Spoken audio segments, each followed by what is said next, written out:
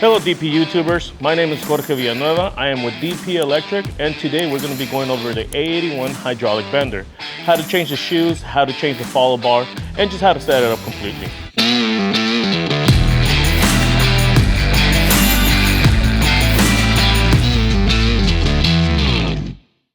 Okay, so now we're gonna go ahead and actually perform a shoe change and a follow bar change on the A81 hydraulic bender. You can bend anywhere from 2.5 inch to 4 inch EMT or rigid pipe, depending on the size that you're bending. Before we get started, we wanna make sure that we're working safe.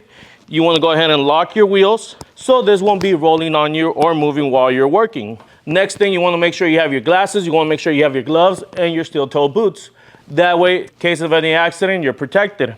Moving forward, we want to make sure that we have our power connected. We want to go ahead and verify that we actually have power running to the equipment. We have power. Second, we want to check our hydraulic. Make sure it's in proper working conditions. By adding pressure, and then with this valve that's back here, releasing the pressure. We want to check that our hose doesn't have any holes in it. You don't ever want to do this with your glove or your hand. You want to use a piece of cardboard or a piece of paper. We want to go ahead and add pressure, verifying there's no holes in the hose. There's nothing here, so that means we're good. We want to go ahead and release the pressure once again, and then proceed to changing out the shoe and your follow bar, setting it up for a 2.5 inch pipe that we're going to be bending. We're also going to be adjusting the ram set to a 2.5 inch height. We're going to start by getting our materials ready, which will be the 2.5 inch shoe and the 2.5 inch follow bar. We then proceed to bring down the ram just enough where this pin's gonna be loose and you can take it off. That way the machine's doing most of the work. You're not having to lift up the shoe as you're taking it off. We put that where it goes. We proceed to taking off our follow bar.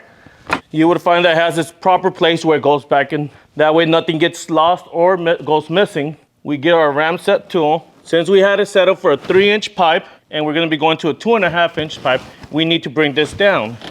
From here, we add a little pressure. Once we feel these are nice and loose and we can take them off, we proceed to take them off. We then release the pressure, bringing the hydraulic down. Once we're at the height that we need it, we go ahead and reinsert our pins, securing it in place. Now, if you're bending 2.5 inch, you will go on this section, 3 inch on this section, and 3.5 and 4 inch on this section. There is markings on it to indicate you where you need to set those pins. After doing that, we release some pressure, remove our pin to remove our ram set tool, and we proceed to do all the steps that we previously did inversed. We start with our follow bar. Always make sure that your follow bar is facing the correct way. On one of the sides, it will show start. That would be the direction facing outwards towards the equipment. Once that's done, you go ahead and get your shoe. Your shoe would have 2 holes, one for EMT and one for rigid or IMC. Make sure you're placing the pin in the correct hole that you'll be using for the type of conduit that you'll be bending. In this case, we're going to be going with EMT. A good way to know if your shoe's facing the correct way will be basing off this hole right here. This will be for your saddle. Always make sure this is facing towards the front of the equipment. We go ahead and release our tension now. At this point, we get our saddle bar, our saddle. Go ahead and install our saddle. Very important to make sure that the lip is always facing outwards as well. Go ahead and insert it. We're then gonna grab our 2 inch pipe and we'll proceed to do just a stub 90. So we're having it set up for a 2.5 inch conduit. We're gonna go ahead and do a stub 90 today.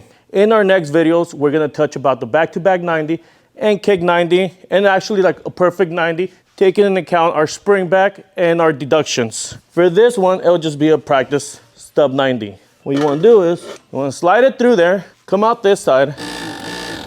Once it's snug, and you know it's snug when this follow bar rises up to the conduit by itself, you want to come over here and your pipe down with this chain. At this point, you would be using your digital protractor to zero out on this side and then place it on this side so they can go ahead and read the degrees for a perfect 90. Once you're there, you proceed to bend. And that is how we bend a stub 90 on a hydraulic A81 bender. In our next videos, we're going to be going over our proper 90, back-to-back 90, and the kick 90. If you want to see more videos like this, please subscribe to our YouTube channel. Thank you so much.